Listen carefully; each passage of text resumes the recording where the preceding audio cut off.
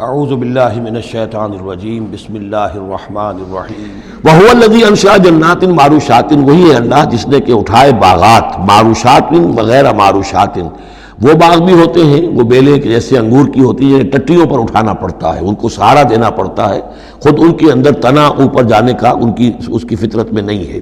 غیر معروشات یہ عام درخت ہیں، وہ خود کھڑے ہوتے ہیں، اپنی یعنی ریڑھ کی ہڈی ان کی اپنی مضبوط ہے، وہ کھڑے ہیں، انار کا درخت ہے، آم کا درخت ہے۔ تو معروشات وہ ہیں کہ جن کو ٹٹیوں پر چڑھانا پڑتا ہے۔ والنخلا اور کھجور کے درخت، والزرع اور کھیتی، مختلفاً اکلہ جس کے کہ ذائقے بڑے بڑے مختلف ہیں، والزیتون اور زیتون، والرمان اور انار، متشابہا وغیر متشابہ، ایک دوسرے سے ملتے جلتے بھی ہیں اور یہ کہ ذرا ایک دوسرے سے مختلف بھی ہیں۔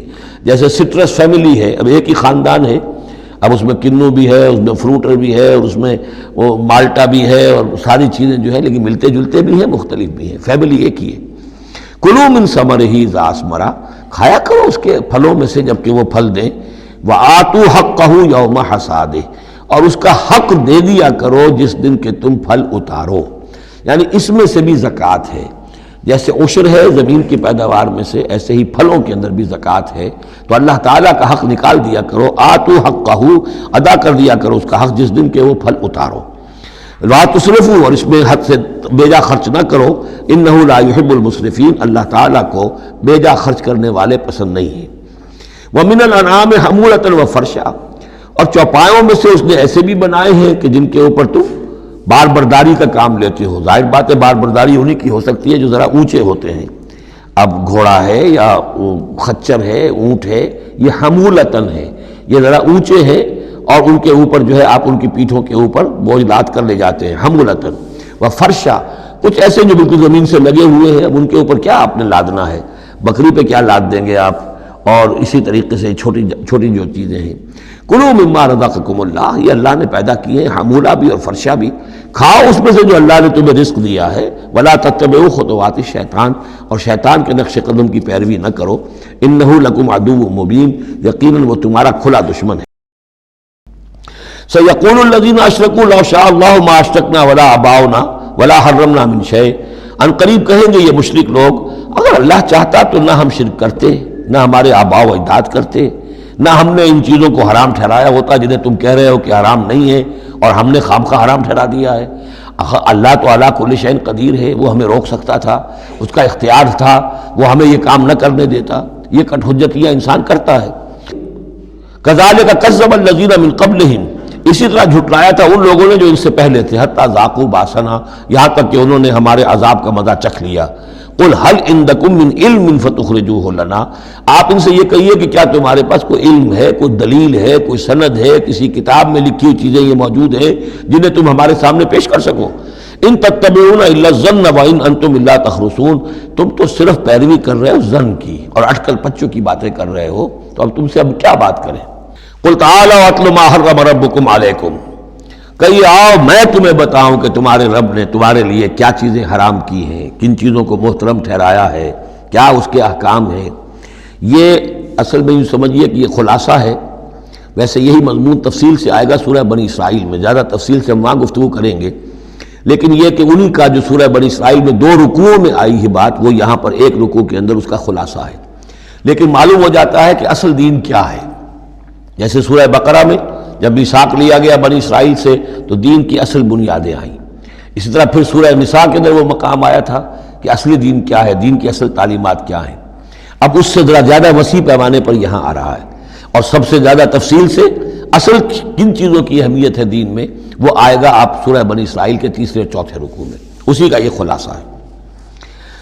ما حرم ربکم علیکم، آؤ میں تمہیں بتاتا ہوں تمہارے رب نے کیا حرام کیا، تم نے یہ بکری حرام کی ہوئی ہے، یہ اونٹ حرام کیا ہوا ہے، یہ اس کو بت کے نام پر ہے، اس کا یہ فلاں ہے، یہ کوئی شے اللہ نے حرام نہیں کیا۔ آؤ میں بتاتا ہوں تمہیں اللہ نے کس شے کو حرام کیا ہے۔ اللہ تشرکوا بہ شیئا، نمبر 1 سب سے بڑی حرام شے، سب سے بڑی اس کی کا حکم پہلا تو یہ ہے اس کے ساتھ کسی شے کو شریک نہ ٹھہراؤ۔ نمبر 2 وبالوالدین احسانا، والدین کے ساتھ احسان، یہ تیسرا مقام آ گیا کہ حقوق اللہ کے فوراً بعد حقوق والدین کا تذکرہ ہے۔ ولا تقتلوا اولادکم من املاق، اور اپنی اولاد کو قتل نہ کرو تنگ دستی اور مفلسی کے خوف سے۔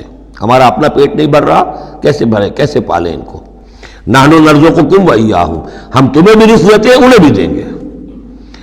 نمبر 4 ولا تقربوا الفواحش ما ظہر منها وما بطن، اور دیکھو بے حیائی کے کاموں کے قریب بھی مت جاؤ، خواہ وہ خفیہ ہو اور خواہ وہ اعلانیہ ہو۔ ولا تقتلوا النفس التي حرم اللہ الا بالحق، اور مت قتل کرو اس جان کو جسے اللہ نے محترم ٹھہرایا ہے مگر حق کے ساتھ۔ انسانی جان لی جا سکتی ہے قتل عمد کے بدلے میں قتل ہو، یا قتل مرتد ہے، یا زانی مسلمان ہو، زانی وہ شادی شدہ زانی یا زانیہ مرد یا عورت اس کا ہے، یا پھر حربی کافر قاتل جس کو کہ قتل کیا جا سکتا ہے۔ باقی چیزیں قتل کی جو ہیں وہ شریعت میں جائز نہیں ہیں۔ وہ اللہ تعالیٰ نے انسانی جان کو محترم بنایا ہے۔ الا بالحق ذالکم وصاکم بہ لعلکم تعقلون، یہ ہے جس کی اللہ تمہیں وصیت کر رہا ہے، یہ ہے اصل چیزیں، یہ ہے بنیادیں، یہ دین کی، تمدن کی، اخلاق کی، تاکہ تم عقل سے کام لو۔ ولا تقربوا مال الیتیم الا بالتی ہی احسن، دیکھو مال، یتیم کے مال کے قریب مت پھٹکو مگر بہترین طریقے سے، احتیاط سے، اس کا مال ہڑپ نہیں کرنا ہے، اپنا ردی مال اس کے بال میں ڈال کر اور اس کا اچھا بال جو ہے نہیں لے لینا ہے۔ وہ سارے ہم پڑھ چکے ہیں، جو تفصیل آ چکی ہے، یہ تو مکی دور کی باتیں ہیں، مدنی دور میں بھی بات آ چکی ہے اس کی۔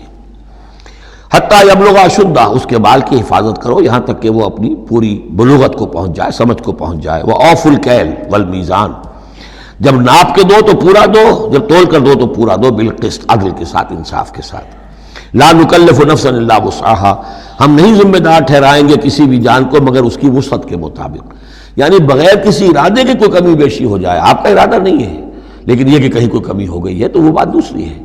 ربنا لا تؤاخذنا ان نسینا او اخطانا، اگر ہم بھول گئے ہوں، چوک گئے ہوں تو ہم سے اے اللہ مؤاخذہ نہ کیجو، لیکن یہ کہ جان بوجھ کر، تو اگر ذرا سی یہ جو ہے ڈنڈی ماری ہے تو یہ بھی در حقیقت اس بات کا ثبوت ہے کہ تمہیں یا تو آخرت کا یقین نہیں ہے یا یہ یقین نہیں ہے کہ اللہ تمہیں دیکھ رہا ہے۔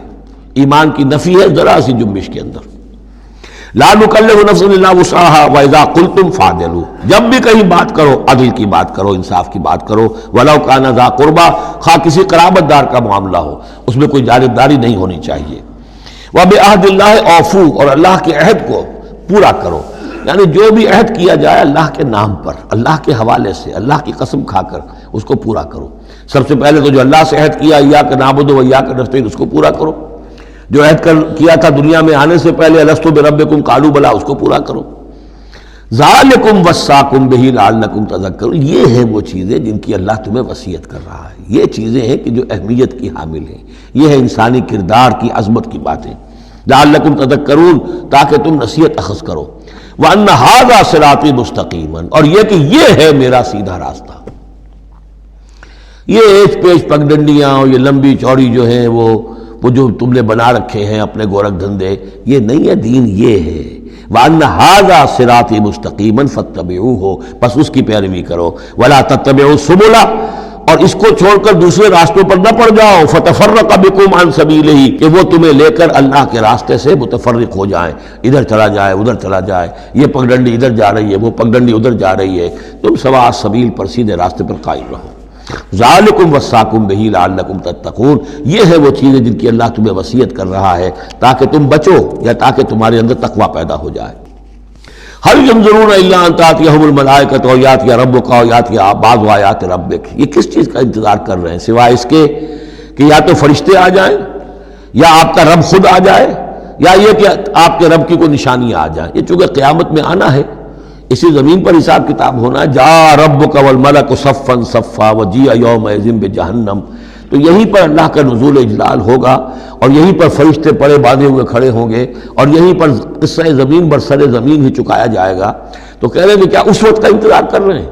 هل ينظرون الا ان تاتيهم الملائکۃ او یاتی ربک او یاتی بعض آیات ربک، یوم یاتی بعض آیات ربک، جس دن آپ کے رب کی کچھ نشانیاں ظاہر ہو گئیں، لا ينفع نفسا ایمانها، پھر کسی جان کے لیے ایمان لانا اس کے لیے نافع نہیں ہوگا۔ یہ تو جب تک غیر کا پردہ پڑا ہوا ہے تب تک ہے، امتحان تو اس وقت تک ہے، غیب کا پردہ ہٹا دیا امتحان ختم ہو گیا، پھر تو کٹر سے کٹر جو کافر ہے وہ سب سے بڑھ کر عابد و زاہد بن جائے گا۔ لہذا یوم یاتی بعض آیات ربک لا ینفع نفسا ایمانها، کسی جی کو کسی جان کو فائدہ نہیں پہنچائے گا اس کا ایمان لانا، لم تکن آمنت من قبل، جو پہلے ایمان نہیں لا چکا تھا، او کسبت فی ایمانہا خیرا، یا اس نے اپنے ایمان میں کچھ خیر نہیں کما لیا تھا، ایمان بھی لے آیا تھا پہلے، کچھ نیک عمل بھی کیے تھے، کچھ خیر کمایا تھا، کچھ بھلائیاں جو ہے اس کا توشہ جو ہے وہ جمع کر لیا تھا۔ قل انتظروا انا منتظرون، تو ٹھیک ہے نبی کہہ دیجئے ان سے تم بھی انتظار کرو، ہم بھی انتظار کر رہے ہیں، تیل دیکھو تیل کی دار دیکھو، اب اللہ کا کیا فیصلہ ہوتا ہے انتظار کرو۔ ان الذین فرقوا دینہم وکانوا شیعا لست منہم فی شیء، اے نبی جنہوں نے اپنے دین کے ٹکڑے کر دیے اور وہ گروہوں میں تقسیم ہو گئے، آپ کا ان سے کوئی تعلق نہیں۔ یہ وہی وحدت ادیان جس سے آف شوٹ ہوئی ہے، ایک ہی جڑ تھی، کان الناس امۃ واحدۃ، لیکن پھر لوگ آف شوٹس جو ہیں وہ پگڈنڈیاں لے گئے ادھر اور ادھر۔ اب جو لوگ اس طریقے سے صراط مستقیم سے منحرف ہو کر انہوں نے اپنی اپنی پگڈنڈیاں علیحدہ بنا لی ہیں، اب اے نبی آپ کا ان سے کوئی تعلق نہیں، لست منہم فی شیء، انما امرہم الی اللہ، ان کا معاملہ اللہ کے حوالے ہے، اللہ فیصلہ کرے گا۔ ثم ینبئہم بما کانوا یفعلون، پھر انہیں جتلا دے گا جو کچھ کہ وہ کرتے رہے تھے۔ من جاء بالحسنۃ فلہ عشر امثالھا، جو شخص کوئی نیکی لے کر آئے گا اسے اس کا 10 گنا اجر ملے گا۔ ومن جاء بالسیئۃ، اور جو کوئی بدی کما کر لائے گا فلا یجزا الا مثلھا، تو اسے نہیں سزا ملے گی مگر اس کے برابر۔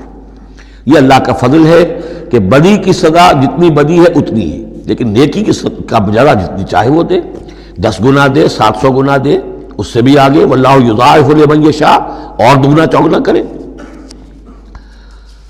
وَهُمْ لَا يُظْلَمُونَ، لیکن کسی پر ظلم نہیں ہوگا، کسی کی حق تلفی نہیں ہوگی۔ قُلْ إِنَّنِي هَدَانِي، اب یہ 2 آیتیں جو آ رہی ہیں قل کی بہت ہی اہم ہیں، یاد رکھنی چاہیے ہر ایک کو۔ قُلْ إِنَّنِي، اب کس سے خطاب ہو رہا ہے؟ محمد رسول اللہ سے۔ آپ نے دیکھا کتنی 20 رکوعوں پر مشتمل صورت یا ایھا الذین آمنوا کا لفظ ایک دفعہ نہیں آیا۔ ہاں جہاں جہاں بیچ بیچ میں خطاب ہے محمد سے صلی اللہ علیہ وسلم، گفتگو ہو رہی ہے حضور سے، حضور کی وساطت سے تمام اہل ایمان بھی مخاطب ہیں، لیکن صراحت کے ساتھ خطاب جو ہے یا ایھا الذین آمنوا وہ نہیں۔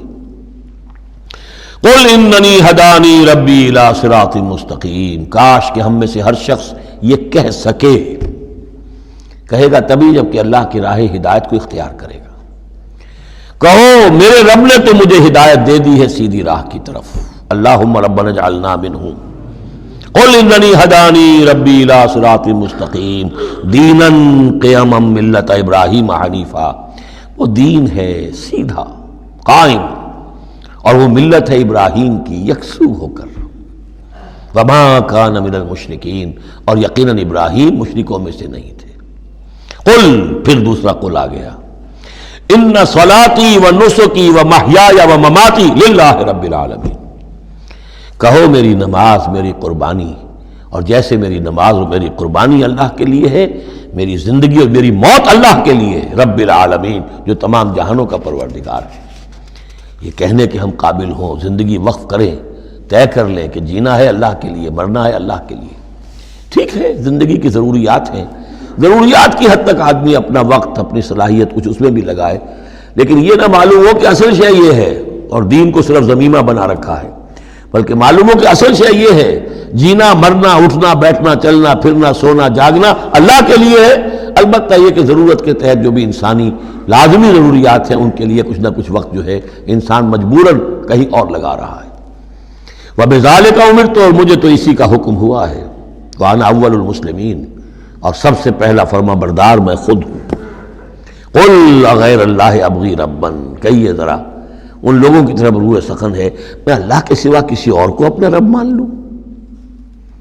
اغیر اللہ ابغی ربًا، اللہ کے سوا کسی اور کو اپنا رب تلاش کروں؟ وَهُوَ رَبُّ كُلِّ شَيْءٍ، جبکہ وہ تو ہر شے کا رب ہے۔ وَلَا تَكْسِبُ كُلُّ نَفْسٍ إِلَّا عَلَيْهَا، اور نہیں کماتی ہر جان مگر اپنے ہی اوپر، جو بھی برائی کوئی کما رہا ہے جو بھی ہے وہ اس کا وبال اسی پر آئے گا۔ وَلَا تَزِرُ وَازِرَةٌ وِزْرَ أُخْرَىٰ، اور نہیں اٹھائے گی کوئی بوجھ اٹھانے والی کسی اور کے بوجھ کو، ہر ایک کو اپنی اپنی گٹھڑی اٹھانی ہے، اپنا اپنا بوجھ اٹھانا ہے۔ لا تزر وازرۃ وزر اخری، کیونکہ نفس کا لفظ آ رہا جان، کوئی جان نہیں ہوگی کسی اور کی جان، کسی اور جان کے بوجھ کو اٹھانے والی، ہر ایک کو اپنا بوجھ، اپنی ذمہ داری، اپنی اکاؤنٹیبلٹی، اپنا حساب کتاب خود دینا ہوگا۔ ثم الی ربکم مرجعکم، پھر تمہارے رب ہی کی طرف تم سب کا لوٹنا ہے، فینبئکم بما کنتم فیہ تختلفون، اور پھر اللہ تمہیں جتلا دے گا جو کچھ جن چیزوں میں بھی تم اختلاف کرتے رہے تھے۔ وہو الذی جعلکم خلائف الارض، اور وہی ہے جس نے تمہیں زمین میں خلیفہ بنا دیا۔ ایک تو یہ کہ خلیفہ عثمانی میں بھی کہ جو خلافت حضرت آدم کو دی گئی علیہ الصلوۃ والسلام، تو وہ پوٹینشلی تمام انسانوں کو دی گئی ہے، اور جو بھی شخص اللہ کا مطیع و فرمان ہو، اللہ کو اپنا حاکم اور بادشاہ مان لے، تو وہ گویا کہ اس کی خلافت کا حقدار ہو گیا۔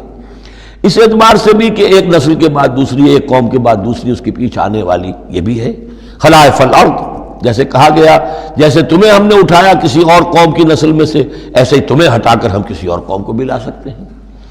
وَهُوَ الَّذِي جَعَلَكُمْ خَلَائِفَ الْأَرْضِ وَرَفَعَ بَعْضَكُمْ فَوْقَ بَعْضٍ دَرَجَاتٍ، اور تم میں سے بعض کے درجوں کو بعض پر بلند کر دیا، کسی کو علم دیا ہے، کسی کو حکمت دی ہے، کسی کو کچھ ذہانت زیادہ دی ہے، کسی کو جسمانی صلاحیت زیادہ دی ہے، کسی کو صحت جسمانی دی ہے، اور کسی کو حسن جسمانی دے دیا ہے، مختلف چیزیں ہیں۔ لِيَبْلُوَكُمْ فِي مَا آتَاكُمْ، یہ مختلف بخششیں اللہ کی اور مختلف چیزیں اللہ نے جو مختلف لوگوں کو دی ہیں، یہ اس لیے تاکہ تمہیں آزمائے۔ لِيَبْلُوَكُمْ، بلا یبلو آزمانا، جانچنا، ابتلاء اسی سے باب افتعال ہے، امتحان، ابتلاء۔ ان ربک سریع العقاب، یقیناً آپ کا رب عذاب دینے میں بھی بہت جلد ہے، وَإِنَّهُ لَغَفُورٌ رَحِيمٌ، اور یقیناً وہ غفور اور رحیم ہے۔ وَالْوَزْنُ يَوْمَئِذٍ الْحَقُّ، اور اس روز وزن ہوگا حق ہی میں۔ اس کے دو ترجمے اس کے ہو سکتے ہیں، حق ہی میں وزن ہوگا اور وزن ہی فیصلہ کن ہوگا۔ یعنی یہ کہ اللہ کی کوئی ترازو ایسی ہوگی، ایک تو ترازو دو پارٹوں والی ہوتی ہے، ایک ترازو آپ کو معلوم ہے کہ وہ سپرنگ بیلنس جو ہوتا ہے، جس شے میں وزن ہو اسی سے تو سپرنگ جو ہے نیچے جائے گا نا۔ باطل کاموں میں وزن ہی نہیں ہے، ریاکاری کی نیکیوں میں کوئی وزن ہی نہیں ہے، وہ سرے سے خالی ہے، وہ پادر ہوا ہے، ان کی کوئی حیثیت ہی نہیں۔ والوزن یومئذ الحق، اس دن صرف حق میں وزن ہوگا، نمبر ایک، اور اس دن حق ہی فیصلہ کن ہوگا، وزن ہی فیصلہ کن ہوگا۔ یعنی اگر دو پلڑوں والا ہے تو جس کا پلڑا نیکیوں کا بھاری ہے اس کے لیے نجات ہے۔ فمن ثقلت موازینہ، تو جن کے پلڑے بھاری ہوں گے، فاولئک هم المفلحون، تو وہ ہوں گے فلاح پانے والے۔ ومن خفت موازینہ، اور جس کا پلڑا جو ہے، جن کے موازین جو ہیں وہ ہلکے ہوئے، فاولئک الذین خسروا انفسهم بما كانوا بآیاتنا یظلمون، تو یہ وہ لوگ ہوں گے جنہوں نے اپنے آپ کو ہلاک کر لیا بسبب اس کے کہ وہ ہماری آیات پر ظلم کرتے رہے۔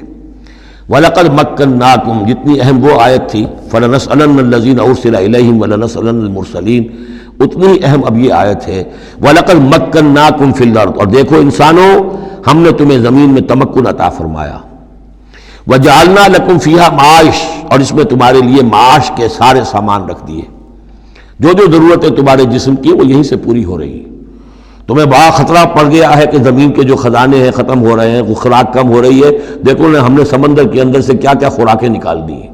اللہ کے خزانے ختم ہونے والے نہیں ہیں، ہم نے تمہارے لیے معاش کا پورا بندوبست رکھا ہوا ہے۔ قلیلا ما تشکرون، لیکن بہت کم ہے جو شکر تم کرتے ہو۔ قالا ربنا ظلمنا انفسنا، تو ان دونوں نے کہا کہ اے رب ہمارے، ہم نے اپنے اوپر ظلم کیا، زیادتی کی، ہم اپنی غلطی کا اعتراف کرتے ہیں۔ وَإِن لَّمْ تَغْفِرْ لَنَا وَتَرْحَمْنَا لَنَكُونَنَّ مِنَ الْخَاسِرِينَ، اور اگر تو نے ہمیں معاف نہ فرما دیا اور ہم پر رحم نہ فرمایا تو ہم تو تباہ ہونے والوں میں ہو جائیں گے۔ یہاں ایک بات اور نوٹ کر لیجئے، ایک تو یہ کہ یہاں کہیں بھی ایسا اشارہ نہیں ہے کہ ابلیس نے یہ وسوسہ ابتداءً حضرت حوا کے دل میں کیا۔ عام طور پر ہمارے ہاں جو کہانیاں مشہور ہیں وہ یہ ہے کہ حوا جو ہے ذریعہ بنی ہے حضرت آدم کو بھی گمراہ کرنے کا۔ وہ اشارہ نہ سورہ بقرہ میں اس کا ہے نہ یہاں ہے، بلکہ جمع کوئی جو تثنیہ کا صیغہ ہے مسلسل چل رہا ہے، ان دونوں کے لیے معاملہ ہے، بیک وقت ہے۔ تو یہ اصل میں جو عیسائی دنیا میں تصور پیدا ہوا ہے کہ عورت فی نفس ہی برائی کی مظہر ہے، ایو سے ایول، ایو اب حوا اور ایول بری شے، یعنی عورت فی نفس ہی برائی کی جڑ ہے۔ چونکہ ان کے ہاں رحمانیت پیدا ہوئی، شادی نہ کرنا جو ہے وہ گویا کہ اعلیٰ روحانی زندگی کے لیے شرط قرار پایا، عورت سے قرب اور تعلق جو ہے وہ بڑی گھٹیا بات، دنیا داری کی زندگی، حیوانی زندگی قرار پائی۔ تو یہ تصورات قرآن میں کہیں نہیں ہے. یہ تو جیسے کہ آدم کا معاملہ تھا ویسے حوا کا معاملہ تھا، اور شیطان نے دونوں کو ورغلایا ہے اور دونوں نے اللہ سے معافی مانگی ہے. دوسرے یہ کہ یہاں نوٹ کر لیجئے کہ یہاں یہ بتا دیا گیا کہ وہ الفاظ کیا تھے. وہاں سورہ بقرہ میں ہم پڑھا آئے فتلقى آدم من ربہ کلمات فتاب علیہ، حضرت آدم کے دل میں جو ایک سخت پشیمانی کے جذبات پیدا ہوئے تو اس کے لیے الفاظ خود اللہ تعالیٰ نے تلقین فرما دیے، اور وہ الفاظ یہ ہیں ربنا ظلمنا انفسنا وان لم تغفر لنا وترحمنا لنکونن من الخاسرین قال اهبطوا بعضکم لبعض عدو. اور اللہ نے فرمایا کہ اب اترو یہاں سے. حبوط کے بارے میں گفتگو میں سورہ بقرہ میں کر چکا ہوں. تم ایک دوسرے کے دشمن ہوگے.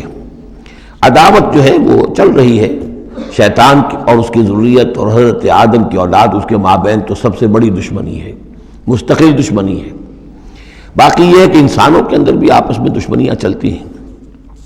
وَلَكُمْ فِي الْأَرْضِ مُسْتَقَرٌّ وَمَتَاعٌ إِلَىٰ حِينٍ، اور اب تمہارے لیے زمین میں ٹھکانہ ہے اور ساز و سامان ہے، ضرورت کی چیزیں ہیں، اِلَىٰ حِین، ایک وقت معین تک کے لیے. یہ ابدی نہیں ہے، ہمیشہ کے لیے نہیں ہے، ایک خاص وقت تک کے لیے اب تمہیں وہاں رہنا بسنا ہے، اور وہاں رہنے بسنے کے لیے جو ضروری چیزیں ہیں وہاں فراہم کر دی گئی ہیں. قال فیہا تحیون وفیہا تموتون ومنہا تخرجون.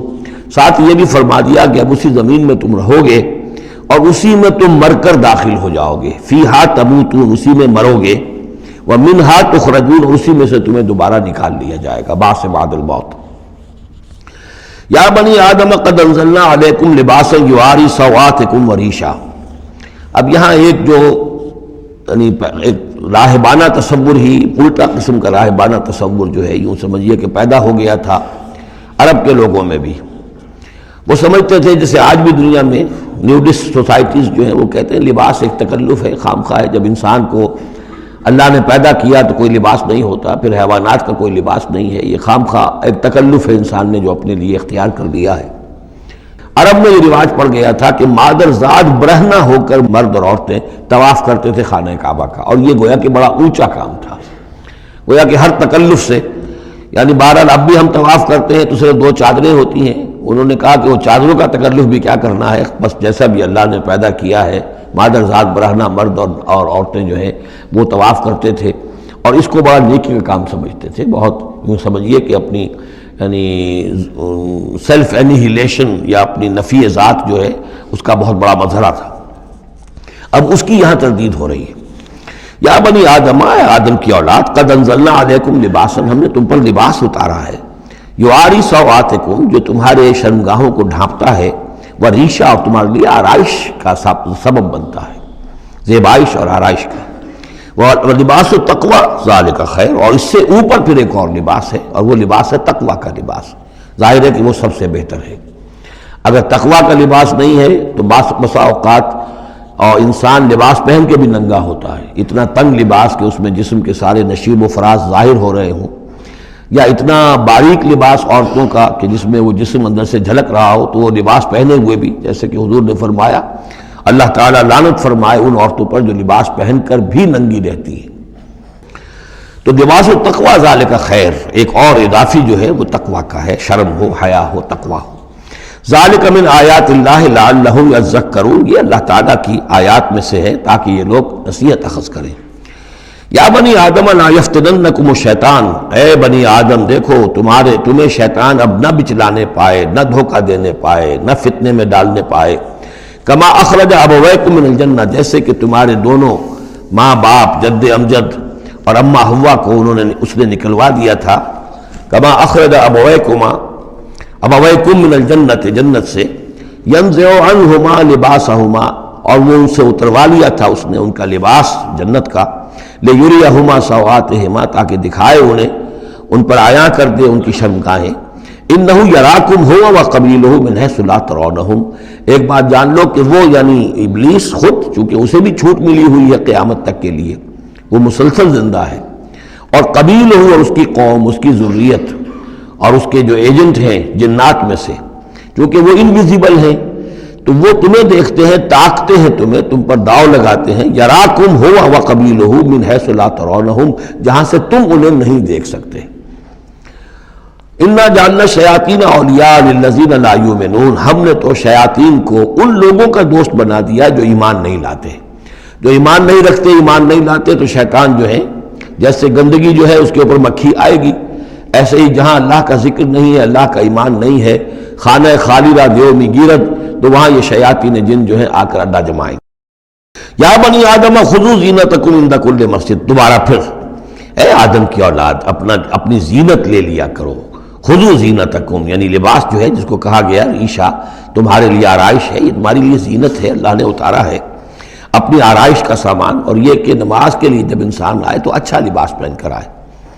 ہمارے ہاں عام طور پر الٹی روش چلتی ہے، دفتر جا رہے ہیں تو بہت اچھا لباس ہے، مسجد جا رہے ہیں تو وہ چاہے میلے کپڑے پہن کے چلے گئے. لیکن یہاں اللہ تعالیٰ فرما رہا ہے یہ نہیں، میرے پاس آتے ہو، میرے دربار میں آتے ہو تو اچھا لباس پہن کر آؤ.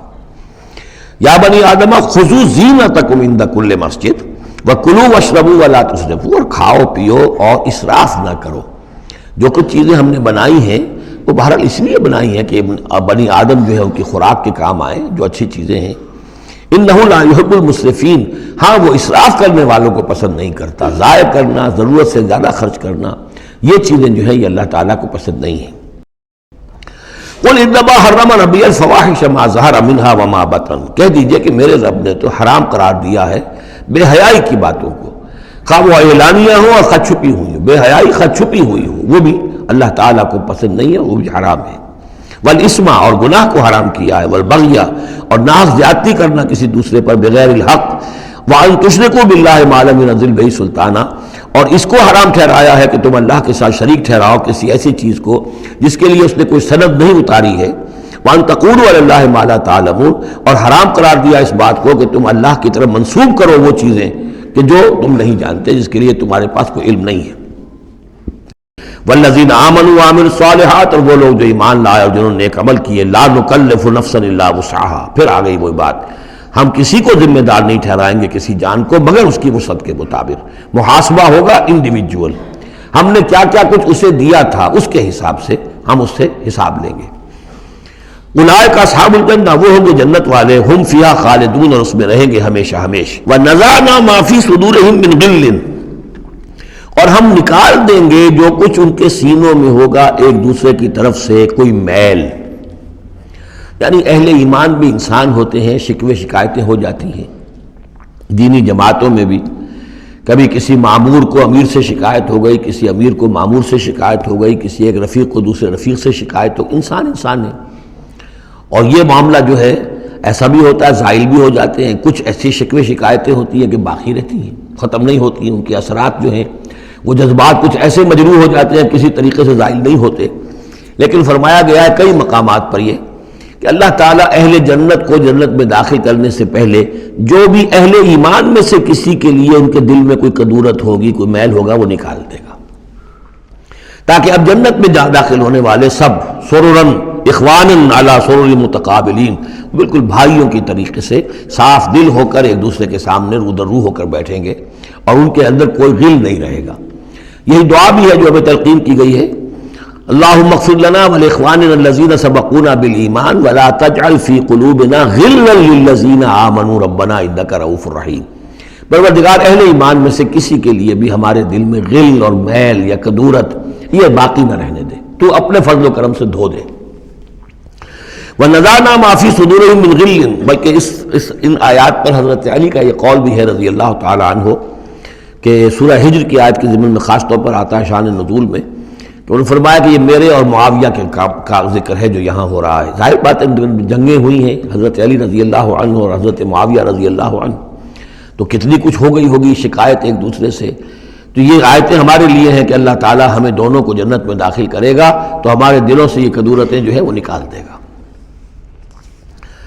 وقالوا الحمد للہ الذی ہدانا لہذا، اور وہ کہیں گے کل شکر ہے اور کل تعریف ہے اس اللہ کی جس نے ہمیں یہاں تک پہنچایا. وما كنا لنهتدي لولا ان هدانا اللہ، اور محض اپنے زور بازو سے ہم یہاں تک نہیں پہنچ سکتے تھے اگر اللہ ہی نے ہمیں نہ پہنچا دیا ہوتا. لقد جاءت رسل ربنا بالحق، یقیناً ہمارے رب کے پروردگار کے جو بندے آئے تھے رسول بن کر وہ حق کے ساتھ آئے تھے. وَنُودُوا، اور تب انہیں ندا کی جائے گی، پکارا جائے گا، ان تلکم الجنۃ اورثتموها بما کنتم تعملون، اب یہ وہ جنت ہے جس کے تم وارث بنا دیے گئے ہو تمہارے اعمال کی وجہ سے۔ بندے کا کام یہ ہے کہ وہ یہ کہے گا اے اللہ میں اس لائق نہیں تھا، میرے اعمال ایسے نہیں تھے، میں اپنے اعمال کے بل پر کبھی بھی نہیں اس کا مستحق ہو سکتا تھا، یہ سارا تیرا فضل ہے، تیرا کرم ہے، تیری عطا ہے، تیری دین ہے۔ اللہ فرمائے گا نہیں میرے بندے، تو نے محنت کی تھی، کوشش کی تھی، ایثار کیا تھا، تو نے حق کا راستہ چوز کیا تھا، تو نے کبھی نقصان بھی برداشت کیا تھا حق کے لیے، اور باطل کا مقابلہ کرنے میں تکالیف بھی جھیلی تھی۔ تو بندہ جو ہے وہ کہے گا نہیں پروردگار یہ سب تیرا فضل ہے، اور اللہ کہے گا یہ تمہارے اعمال کی وجہ سے۔ دونوں جزوی طور پر حقیقتیں ہیں، یہ دونوں چیزیں ہیں مل کر ایک بات کو مکمل کرتی ہیں۔ ہم ارادہ کرتے ہیں کام کا، اللہ تعالیٰ اس کام کی توفیق دے دیتا، ارادہ ہی نہ کرے تو توفیق نہیں ہوگی، اور بحث اپنے ارادے سے ہم کچھ نہیں کر سکیں گے جب تک کہ اللہ کی طرف سے توفیق اور